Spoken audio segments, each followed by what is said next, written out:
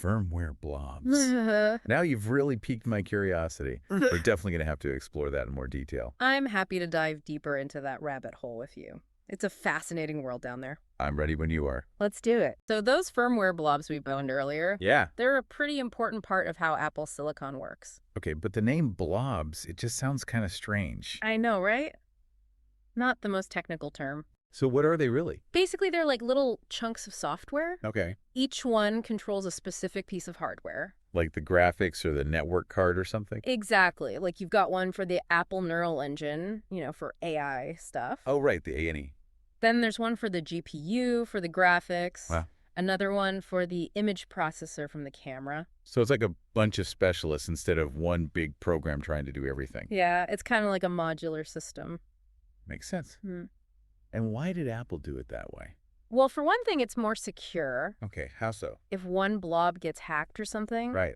it can't mess up the whole system. Ah, so it's a compartmentalizing thing. Exactly. It limits the damage. That's pretty smart. And it also makes it easier to update things. Okay, I can see that. Like if they need to fix a bug in the graphics driver, No. they just update that one blob. They don't have to redo the whole operating system. Exactly. So how do these blobs get loaded onto the system? Well, it's part of the boot process, remember. Right, iBoot and all that. Some of them get loaded early on by the Secure ROM and iBoot 1. Like the essential ones, I guess? Yeah, the ones that are needed to get the system up and running. Okay. Then later on, iBoot 2 loads the ones that are specific to the operating system. So Mac OS has its own set of blobs, and Linux has its own set.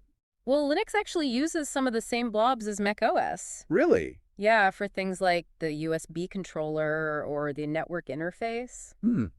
That's interesting. But of course, it also needs its own blobs for the Linux kernel and stuff. So there's this whole ecosystem of blobs going on. It's quite a complex system. It sounds like it. Yeah. And how do you even manage all these blobs?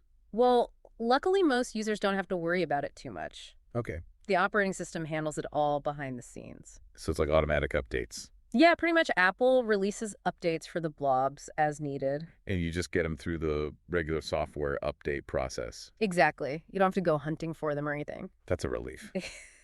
So all this talk about blobs and bootloaders and security levels, Yeah. it's pretty technical. It is. But for most people, it's all happening under the hood. Right. You don't need to understand all the details to use a Mac.